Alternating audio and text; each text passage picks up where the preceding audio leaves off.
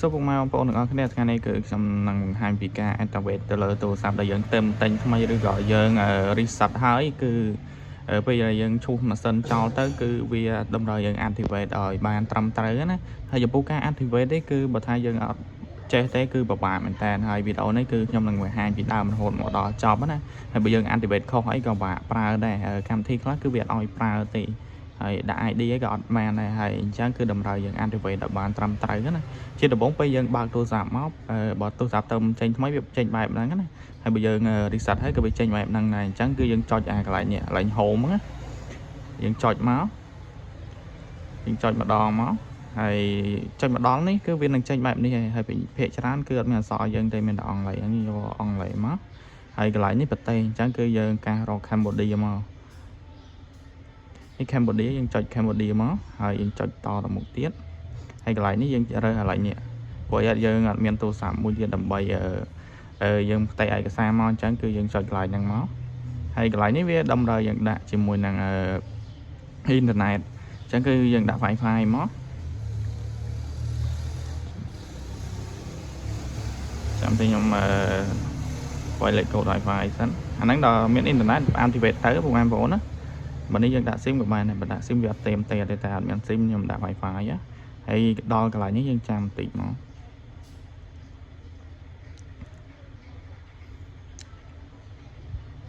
ចាំតិចសិនណាបងប្អូនរៀងមិនធូរដែរតែវាឡើង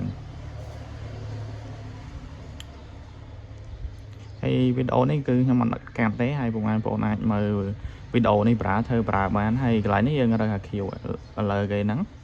ហើយមកដល់កន្លែងហ្នឹងបើថាយើងអត់និយាយទៅគឺតម្រូវយើងរើសអា18ទោះបីយើងមិនក៏ត្រូវរើសអា18អញ្ចឹងដែរបើថារើសអានេះខុសបាក់មែនតើគឺដល់យើង reset មកម្ដងទៀតព្រោះអីបើនៅ setting អីដូចមានកន្លែងដូរទេអញ្ចឹងកន្លែងហ្នឹងគឺយើងចេញបែបហ្នឹងគឺយើងរើសអាក្រោមគេផុតណាបើយើងរើសអាពីលើដឹងថាអំបិលអីដល់យើង reset មកម្ដងទៀតអញ្ចឹងគឺយើងរើសអា18មកហើយកន្លែងនេះគឺគេឲ្យសួរយើងថាដាក់ Face ID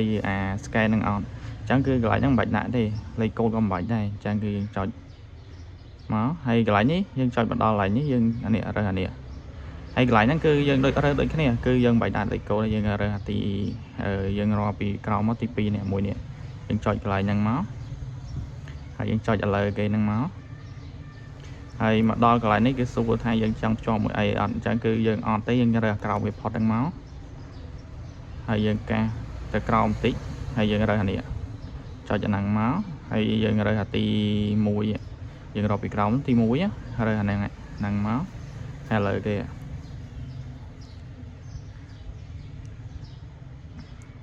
ហើយកន្លែងនេះយើងចុចឥឡូវគេផុតមកហើយចុចឥឡូវគេនិយាយដល់កន្លែងហ្នឹងយើងរើសឥឡូវគេផុតរហូតទៅហើយអានេះយើងចុចអានេះហ្នឹងមកហើយរើសឥឡូវផុតទៀតចុចឥឡូវទៀត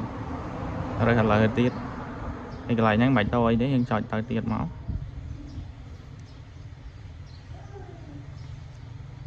ចាំតិចបងប្អូន